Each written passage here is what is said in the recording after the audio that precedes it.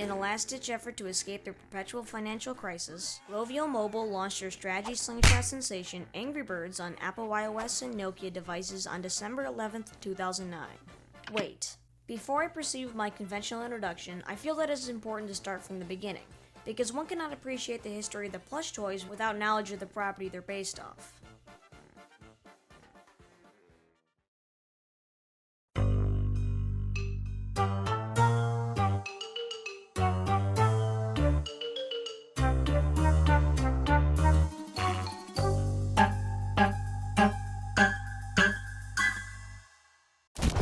After years of developing underwhelming minigames and assisting other studios with their projects, Rovio found themselves on the brink of bankruptcy.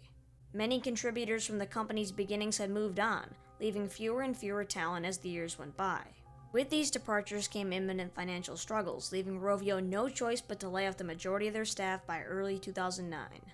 Mike Eelhead, who was recently promoted to chief executive of Rovio, and his cousin Nicholas began looking for proposals to overcome their financial struggles. Ideally, they wanted to create several games internally, but lacked the resources to develop something that would change the company's bleak future. And what I loved about mobile games was that you have fairly small teams, so I can actually affect to the product quite a lot. And that was kind of the inspiration. How to make money with the company, we didn't have a clue. Enter the iPhone, a groundbreaking breakthrough in technology. It was one of the biggest innovations to come to the market in years. It was an all-purpose tool allowing internet communications, web browsing, searching and maps, and quality photography, all of which were controlled by the user's fingers. But most importantly for Rovio's sake, the most important feature that came with the device was its gaming capabilities. One of the applications on the device was called the App Store. If approved, third-party developers could get their apps containing their software available on this digital store. Game studios seized the opportunity by developing games specifically for the iPhone. Rovio knew this would be their last chance, and they were prepared to put forward everything they had. Rovio's staff laid out specific criteria to ensure their finished product would be a success. In the past, Rovio had made games that were tailored to specific demographics, such as sci-fi, horror, and battle-style games. But this time, they felt it was imperative that their dying effort would appeal to all audiences. It also had to be fast-paced, easy to pick up, extremely addictive, have little to no tutorials, and have an app icon that would stand out from the rest. This would turn out to be the foundation of the Angry Birds we know today. While their ideas were sound, they still lacked the general concept to apply them to. That's where one proposal made by one of the 12 remaining staff members, Jaakko Iisalo, would change Rovio's fortunes.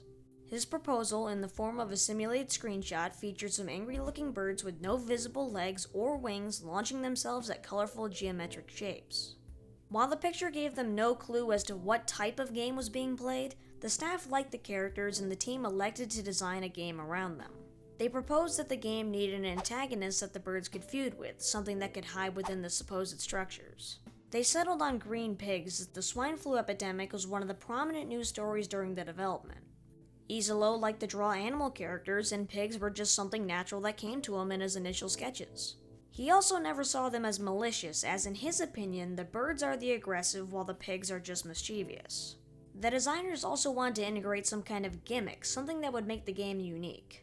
In early 2009, physics games such as Crush the Castle were popular Flash-based web games, so the developers used them as a model and added the slingshot mechanic into the game. The Rovio team set aside €25,000 in 6 months for the development of the game. However, even with their sizable investment, the team still required more to flesh out every aspect they wanted to include. Without a clear solution to their problem, Mike Eelhead had to make a crucial mid-development decision. He almost pulled the plug on Rovio while Angry Birds was still in development, but his father Kai suggested a risky proposition. He told me he wanted to mortgage my grandparents' flat so he could put some more money into the company to keep it afloat. That was pretty tough. I certainly didn't want to be the person responsible for putting my grandparents on the street. Just looking at the odds, we shouldn't take that kind of risk, Head recalls thinking. But his father went ahead anyways. And so, Angry Birds' development continued, and all signs point to the game being a successful one. Designers and game testers constantly found themselves playing around with the game much longer than initially anticipated, which was exactly what Rovio was aiming for. Rovio utilized the physics engine Box 2D, which was used in most Angry Birds games until 2014. It's a 2D physics engine that simulates the physics of objects to give them believable real-life movement and is written in C++. There was actually some controversy about whether Rovio properly credited the creator of the engine in 2011. Does anybody remember that? While designing the iconic levels of poached eggs, the designers implemented different building materials such as wood, glass, and stone. These materials encouraged the developers to add unique abilities and attributes to each bird, such as the blue's ability to split into 3 and break glass easily, or Chuck's speed and ability to effortlessly smash wood. And how could one neglect to mention the iconic Angry Birds soundtrack composed by Ari Pulkkinen?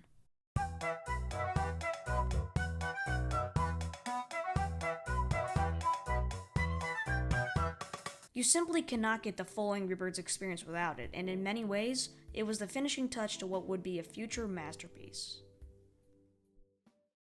After about 8 months and €100,000 invested into development, Angry Birds was consumer ready. Rovio partnered with distributors ClickGamer and Shillingo to publish the game to the App Store. Shillingo was claimed to have participated in the game's development, as they were responsible for adding trajectory lines, the pig grunts, the zoom option, and the bird's athletic jumps before going into the slingshot. So with that long-winded backstory out of the way, let's go back to where we started. In a last-ditch effort to escape their perpetual financial crisis, Rovio Mobile launched their strategy slingshot sensation Angry Birds on Apple iOS and Nokia devices on December 11, 2009. At the beginning of each Angry Birds game scenario, players receive a number of birds to use as projectile weapons. The birds are fired from a catapult to smash into the pigs and blast through their fiendishly created hideouts. The smooth graphics engine with high-quality cartoon visuals and audio create a novel, addictive game for all. Players had to use a combination of their skills, including accuracy, strategizing, and planning, to fire birds of many unique abilities at complex structures housing green pigs. The main objective was to destroy all the pigs and as many structural components as you can to earn extra points. These points would determine how many stars out of 3 the player would receive. The game was initially paid and didn't sell many copies. While the game certainly was Rovio's biggest hit yet, it didn't perform up to the standards they had hoped. Most of the game's downloads came from smaller neighboring countries such as Denmark, Sweden, and the Czech Republic. Early reviews for Angry Birds were generally positive, but most were left wanting more, as there were only 21 levels when the game first launched. Yes, these 21 levels, the ones that most do in 10 minutes or so. Some claim that adding a level maker would help propel the game to another level, which is actually something we still haven't gotten to this day. Rovio heard the criticism and took action, as the game would quickly be updated to feature additional features, levels, and birds. By February of 2010, Angry Birds was up to 63 total levels and was looking more and more like a complete game with tons of potential. That potential was realized on February 10th, 2010, when Apple featured the game as App of the Week on the UK App Store. The spotlight introduced the game to a much larger audience and quickly propelled the game to stardom, reaching the #1 spot on the App Store in short order. It later reached the first position on the paid App Store in the United States App Store in the middle of 2010, and stayed there for 275 days. Prior to its App of the Week feature, Angry Birds had accumulated roughly 40,000 downloads, a very respectable number, especially by Rovio standards. However, by the end of 2010, Angry Birds had accumulated over 42 million downloads, 25% of which were paid downloads. Very good returns, I might add, especially considering the €100,000 development cost. Due to its unprecedented and, frankly, unexpected success, Rovio had to act fast to keep the Angry Birds publicity afloat. They expanded their staff to roll out new content to keep players interested for as long as they could. However, Rovio's efforts to expand the franchise went beyond adding new chapters and features to the digital version, as Rovio began to transform the property into a full-fledged entertainment franchise. Mike Eelhead and Peter Vesterbacka, the chief marketing officer of Rovio at the time, recognized that Angry Birds was on its way to becoming a global phenomenon, as the game quickly passed the 6 million download mark by mid-2010 and 17 million when including the light version. Branching out into merchandising appeared to be the next obvious step for the brand, further capitalizing on their quote-unquote bird in the hand. Rovio partnered with Commonwealth Toys, a smaller New York-based product company, to produce the first ever lineup of Angry Birds products slated for release in late 2010. Obviously, Rovio's name had become synonymous with success in the eyes of the public, with many looking to invest in the future of the company, but they were still an unknown quantity, objectively speaking. Commonwealth already had established relationships with many retailers worldwide, and had worked with many marketing and licensing executives. They were also globally positioned, with offices in New York City and Hong Kong and manufacturing and design facilities throughout China, something Rovio didn't have internally. Rovio had made their intent to turn Angry Birds into something bigger than an iPhone game public, though their partnership with Commonwealth was handled completely behind the scenes. Until this.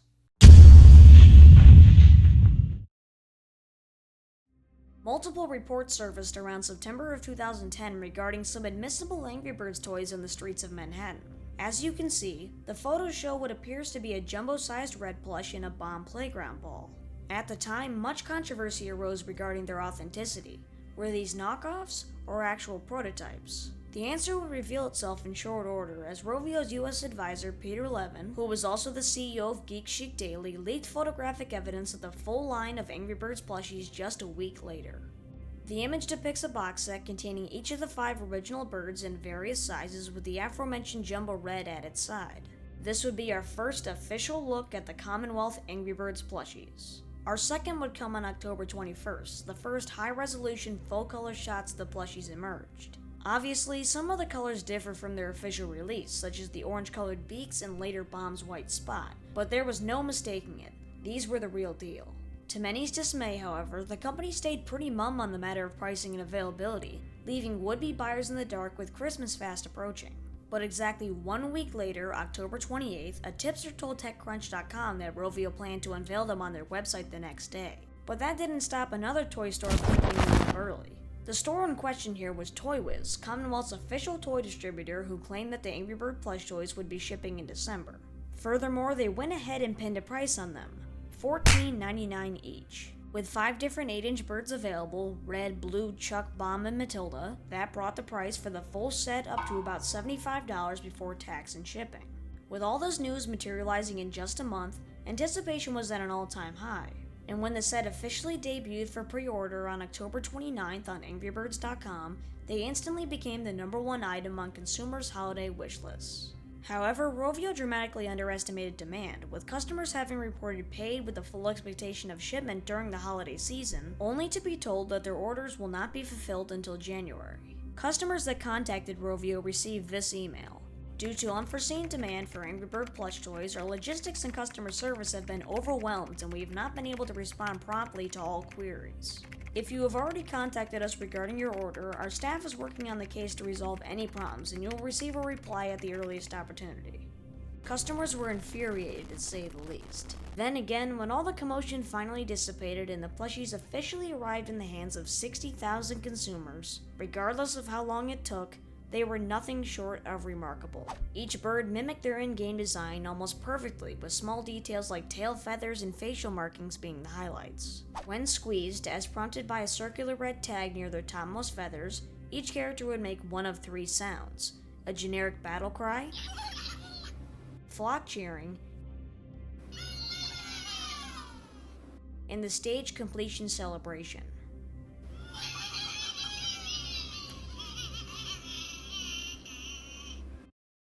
This was thanks to a small, compact sound chip placed within the plush, which for some reason hasn't appeared on every single one, but that's a digression for another day. Each plush also came with a larger side tag that resembled the Angry Birds app icon, and a smaller tush tag with the Angry Birds logo and copyright and manufacturing information. They were a simple yet perfect gift for any avid Angry Birds fan, but many were left wondering if there would be a follow-up considering the latest updates to the Angry Birds game. It seemed like a bit of an oversight not to include a Bad Piggy plush among the rest, but thankfully, Rovio was already a couple steps ahead.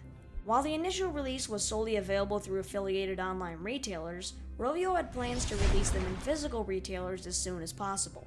This second release of sorts would allow customers to walk into the local Toys R Us or Walmart and purchase Angry Birds merchandise right off the shelf.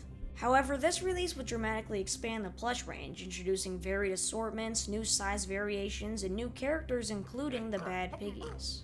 This revamped lineup would be on full display at the 2011 New York Toy Fair, where we get a close-up look at many of the products that Rovio and Commonwealth plan to release. Multi-packs, store displays, backpack clips, jumbo-sized variations, minis, and of course, the new pig plushies. There were 4 different pigs to collect, including Minion Pig, Helmet Pig, Mustache Pig, and King Pig, each of which came in various sizes and featured a unique celebratory sound effect.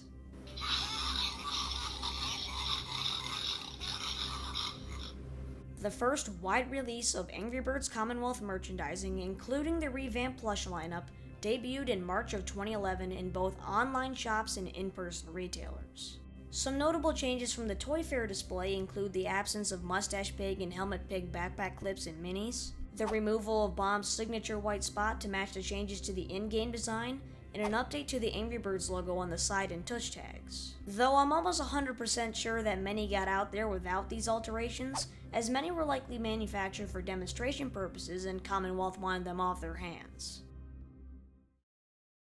Most retailers received Angry Birds themed box sets containing an assortment of smaller plushies, typically the 5-inch variation, minis, or backpack clips. Other specialty retailers like Toys R Us or the official Angry Birds stores would carry 8-inch, 12-inch, and 16-inch variations. However, as I mentioned earlier, there were also multi-packs, which allowed you to get multiple plushies at once. So why not? Let's quickly cover each one.